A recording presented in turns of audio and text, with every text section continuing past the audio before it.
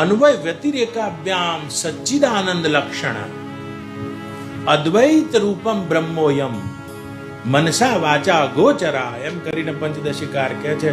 પંચદશીનો ઉદ્ભુત શ્લોક છે કે અન્વય વ્યતિરેક યુક્તિથી સચ્ચિદાનંદ લક્ષણ એ પરમાત્માનું જે સ્વરૂપ લક્ષણ છે તે સચ્ચિદાનંદ. પરમાત્મા એટલે અયમ આત્મા, એ મારું લક્ષણ.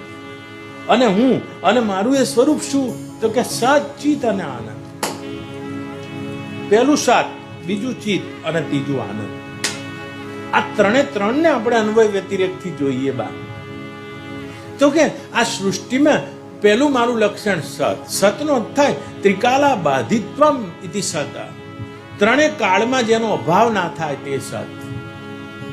પહેલા હોય ને પછી રે આ સત. આ જગતના પહેલા હોય અને પછી રે.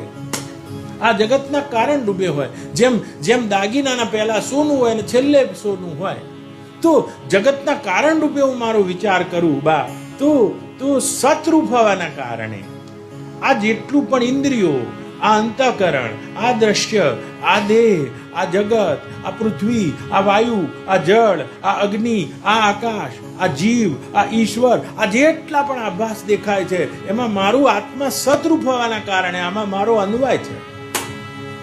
અને જેમ બધા દાગીના સોનામાં આવીને ખોવાઈ જાય છે, એમ દાગીનાના અભાવમાં જેમ બચે છે તેમ હું સદરૂપ હોવાના કારણે આ વિશ્વ પહેલા અને વિશ્વ પછી, આ દેહ પહેલા અને દેહ પછી, આ દ્રશ્ય પહેલા અને દ્રશ્ય પછી જેમનો તેમ હોવાના કારણે એ સદરૂપતામાં આખા જગતનો વ્યતિરેક છે.